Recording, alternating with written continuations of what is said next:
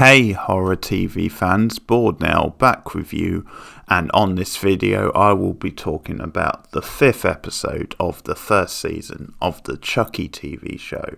The episode is called Little Little Lies, so full spoilers from the start. And sorry, you would have noticed I've gotten really behind on these, or at least 2 episodes behind. There's been 2 episodes since I last did a review, so that at least means you'll get a real fix of Chucky from me in the next week or so, catching up. So episode 5, this is obviously halfway through the first season, which has really taken shape now. This is another really fun, interesting episode, both in the flashbacks and in the present day. I think, just talking about the flashbacks first of all, there's some really important stuff. Definitely the best of the flashbacks so far in the series. Stuff that obviously connects to the movies, the last movie, Cult of Chucky in particular. And importantly, it brings Tiffany into the TV series, because in the flashbacks we see the past where Charles Lee Ray first meets Tiffany, and that's obviously a really fun thing for them to be doing. We see, obviously I'm not the first to comment on this, but we see in a tuxedo Charles Lee Ray looking very Tommy Wiseau-esque, which won't go unnoticed by horror fans. Also, a little tidbit I found out is that it's actually Fiona Dourif who's playing him in that, and that's quite something, because you don't really notice a thing. You don't notice that it's a female playing that part in that nightclub scene. So again, that was very well done, and it sort of builds to the first meeting with Tiffany, and there's a little bit of a fake out where we're introduced to this other gal, because he's like almost like looking for girls and maybe potential victims in this nightclub. And so we're introduced to this gal who I think we're meant to think is going to be Tiffany, but later on she actually comes along, so it turns out not to be her. And this other woman comes along, and that's Tiffany, and they end up kind of all 3 of them in the same room, and what it leads to is Charles Lee Ray and Tiffany killing this other girl, or it's Tiffany in particular. And I think that's what's really fun about the scene, is it obviously shows why Tiffany would appeal to Charles Lee Ray and why he would actually keep her around, because, you know, with it being Charles Lee Ray, the expected thing would be to actually kill Tiffany. But I think she impresses him so much in that scene, the way she kills the other girl, that he's like, yeah, this is actually my kind of girl.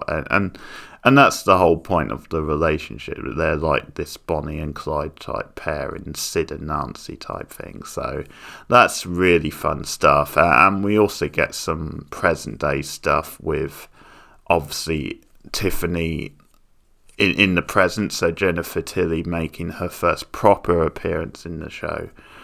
Also, I think they cast the younger version of Tiffany, where I thought that actress was doing a pretty solid job. But we also see Tiffany in the present, so obviously great to see Jennifer Tilly, and obviously Nico, who, as people who saw Cult of Chucky will know, was cursed at the end of that movie by Chucky. So essentially the spirit of Chucky took over her body, so now she's, unbeknownst to her, she's working alongside Tiffany, and they're going on a real sort of wild killing spree. And that's what we see in this episode, where they've sort of suckered some poor chump in, and he's like, they've kidnapped him, like tied him up in like a hotel room. But what we see is like Nico sort of at random points sort of starting to come around, and at various times she comes out of the sort of spell and realises, oh my god, what's going on here? And she becomes Nico again, but then sort of is put back under it and sort of fighting with herself, basically. But I think what's important is that she has to see the sort of consequences. She has to see what's been going on and what ultimately happens to this guy. But I think, again, Jennifer Tilly and Nico, or Fiona Dourif as Nico, are so entertaining together. They're just so sort of badass, and I really love the dynamic, and I like the drama of it, with obviously the Nico character like fighting between the two sides, good and evil. So that's really good stuff as well in the present. So moving to our sort of main plot, and the focus is then obviously the kids, the three like main teens, are now stepping up the sort of pursuit of Chucky to try and finally kill him. We see them early in the episode like searching around like sorry, I can barely speak tonight.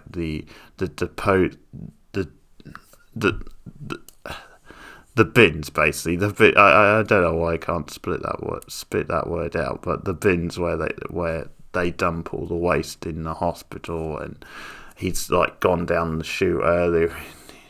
Disposal unit is what I was trying to spit out there, but they're searching around in there and they can't find him. And I think, again, we get some good stuff with them in this episode as almost like a gang, a unit. And one thing I like about Lexi, like how she interacts with Jake and Devon, is then she doesn't like completely change. She doesn't like suddenly lose some of like the bitchiness or attitude she had. It still sort of feels like Lexi. It's just then she has grown a bit, and she has learned to like work with them and actually be a bit like, yeah, nicer to them. So, but it still feels like Lexi, just with a bit of growth sort of thing. But I really enjoy the scene where they sort of finally get Chucky and kill him, where they sort of like, they're all like taking stabs at him, and it's a really fun scene because there's this sense of like youthful sort of enjoyment of them just finally getting to this evil doll and kicking the crap out of him. And one of them, I think it's Devon, actually kicks his head off like a football, which is really fun, and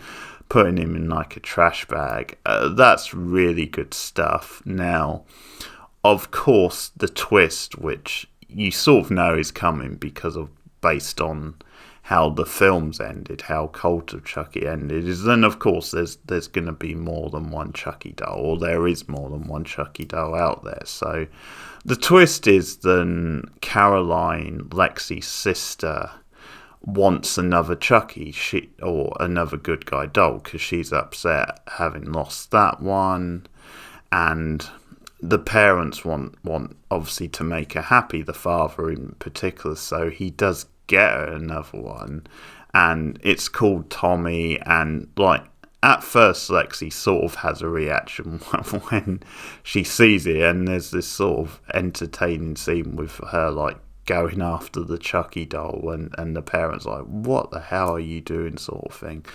By the way, her mother, Lexi's mother in this, is a real bitch. She like really shows her true colours. I mean, the way she's just putting all the blame on Lexi and really sort of going after her, running her down, is like, she's a real bitch in this episode. I think the father out of the two is a bit more sympathetic. But anyway, that's the way they go, where there becomes another Chucky doll. And now he's going to be the one who can obviously pursue this and carry on the work of the other Chucky doll. So another another good guy doll called Tommy. And at first Lexi, like when they kill Chucky, she's just like, well, yeah, don't worry, my sister's got another doll, but it's just a doll basically. So she... obviously these characters don't know that then there's more than one possessed sort of doll, and so that's the turnaround. And later on we see Chucky doing the ritual, and his soul is like transferred to this other doll. I think it was called Tommy, and that's sort of the twist. That's the reveal later on in the episode, where the teen characters sort of see him, and it's like, oh my god, and that's kind of the sort of cliffhanger, if you like, of the episode.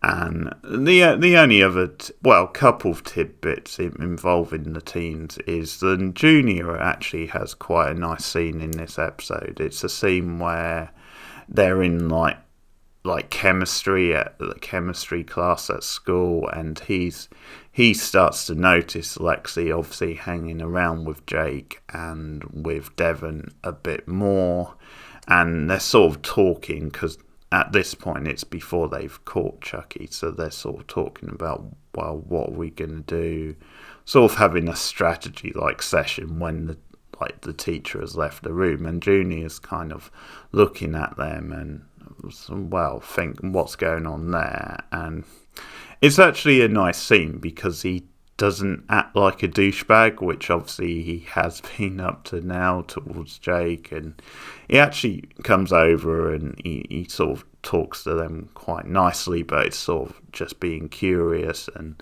it sort of brings up, have you been watching Westworld sort of thing. So it's quite a natural way to broach them, but he's obviously curious. I mean, later on he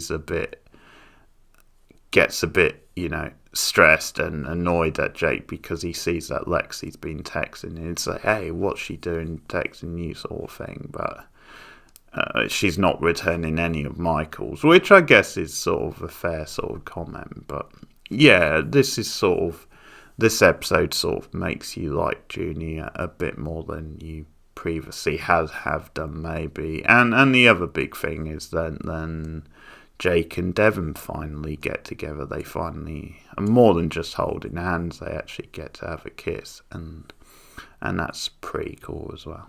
So that's the episode. It's another good episode. That's Chucky, season 1, episode 5. So halfway through now, and still enjoying it a fair bit. I think, as I said on the last review, sort of got into its groove now. So yeah, let me know your thoughts in the comments below. Like and subscribe as always.